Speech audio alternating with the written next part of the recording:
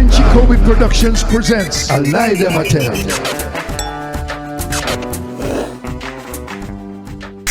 I'm trying to remember listening. I'm just having a background memory here of Rocksteady, and then it has a. So isn't it? So which one is the fast? Is it Sky that is faster?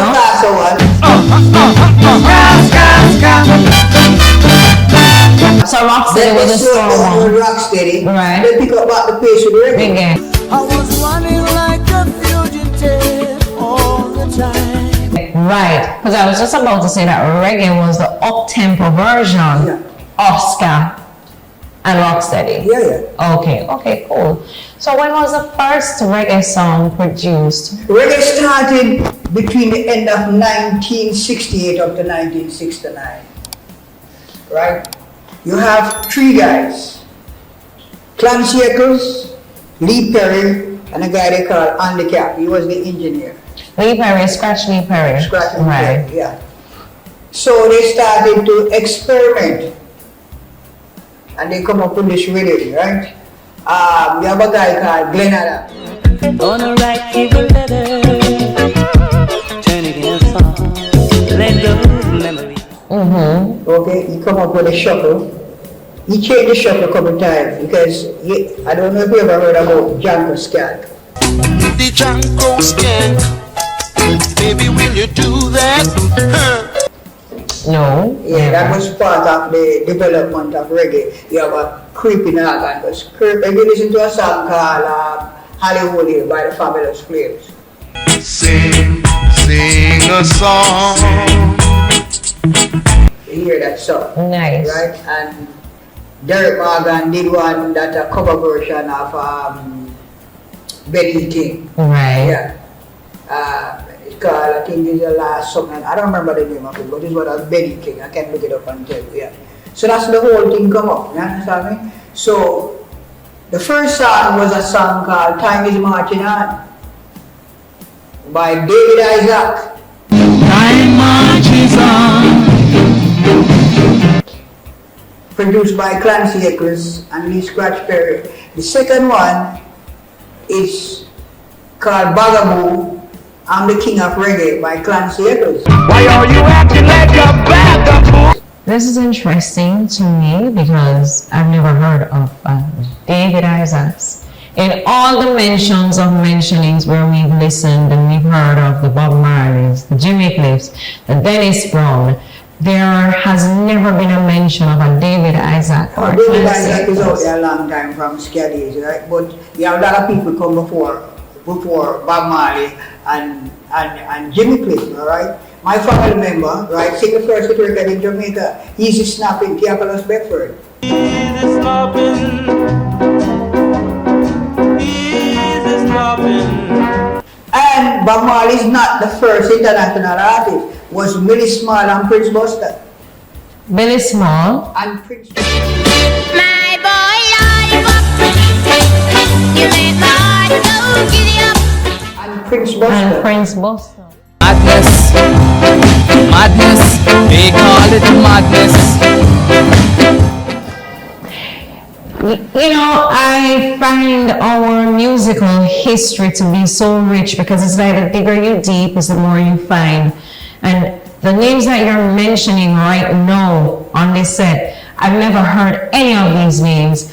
And this is where I will implore and encourage most of our musicians and our historians to start documenting. Well, nobody documented the music in Jamaica doesn't have anything documented. No. And it's really sad because if you're sending and this is why we don't know our true roots and our true history, because there are a lot of things historically that has taken place in Jamaica by many persons that is not recorded, it's not archived. There's no, if you go to the National Library of Jamaica, I'm pretty sure we would not be having this kind of information found down there. Me, as far as me concerned, Jamaica didn't have a music industry. Just some man try a thing, you understand? The producer, them keep everything for themselves, right? When I was coming up, right, the standard in the music business, you sing a song and you get 20 pounds, no more, nothing else. And the producer owned everything. All the rights. All the rights. You never have no rights. As a matter of fact, we wasn't singing for money. We just want to hear a name on the radio, and we have a lot of girls that go and dance and this and that. Killing me for that, you know, right? And Dennis Brown, that and this, and Greg Rice, and that, and you know, so, you know. So it really was just about fame and having the ladies by your side. That's right. But no true vision with your craft and the wealth that could have been amassed behind it. You know, sir, you know. Which is a question I've always asked myself. Why is it that you find that most of these... And it just don't happen to Jamaica alone, you know. When I went to the States, right, and start mixed with American artists, they've been through the same thing that we've been through. Mm-hmm. Yeah. I do believe you. I do believe, and it was a different time then. I think everybody was just trying to thrive on being popular, being known, and get their creativity out. Oh, yeah, they just want to be heard, you know. Right. Talk about just want to be heard, and you know, no monetary gain was behind it for the artists. You know, we didn't even know about publishing. I don't know about publishing till I went to London. And you said something about London, reggae in London. When reggae started in Jamaica first, right? Yeah, a lot of people didn't know, supposed to understand. The music industry was controlled by a lot of Chinese. The Byron Lees, the whole of them, you know. By the who? The Byron Lee. The Chinese? The Chinese used to... So we're talking that this has been dating back from... Yeah, Chinese, the people with the money who used to run the business was Chinese.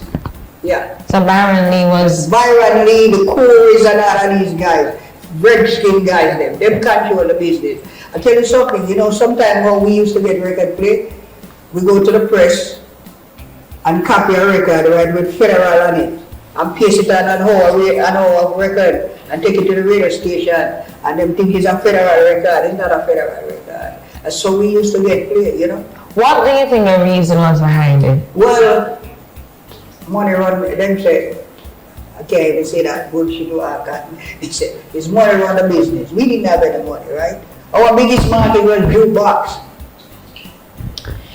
So I hear you say it's money run, but I've had some conversations with other big bosses in the business. Their look and take on it is that how Byron Lee and the Dragonaires, when you dated back to those dates, I thought that Byron Lee was more in the late 70s, 80s. No, Byron Lee coming from the 60s. From the 60s. Back, yeah. So in... People like Kestin and all of these guys, Sonny Bradshaw and the whole of them, yeah. Not to lose my point, in speaking and having these conversations, I learned that it was more of the business approach and how they presented themselves. Because what happened was that the image that was displayed by the other artists, they didn't take their presentation seriously. And so therefore, it made them more marketable. It made Mr. Lee and the other name that you just mentioned more marketable to be able to be taken seriously, to be going internationally with most of these songs. Who was the first man who started put out a song internationally? It's Duke Reid. And that was one of the black man, Duke Reid and Coxsone. I think you got three of them, another one they call Little Wonder. I should have known from the start that you're not meant. Right? Coxsone and Sir Coxsone. Sir Coxsone died. Right. But Duke Reid was the first one who started to travel and go to London. Right. Yeah. Okay. But coming back to Jamaica and the reggae business now, okay? When reggae started in Jamaica, right, you have two classes of music, uptown and downtown, right? When the downtown man creates something, the uptown man copy it, they get all the radio play, they have the money, they can pay the jacks and they get paid, right? The man who created the business downtown didn't get anything, right? And would that again boil back to continue, right? There was a white man come to Jamaica by the name of Dave Veteran, right? I thought you were going to say Christopher Blackwell, but anyway. No, Blackwell used to work with another Chinaman, Beverly's, right? He even the name of the reggae, right, is a man who spelled the name, I don't remember his name, but he have a magazine called Swing. So when we come up with the name, Clan Sabers come up with the name reggae, they couldn't spell it. He spelled it R-E-G-G-A-Y. Picture Public Productions presents A Lie Them a Tell.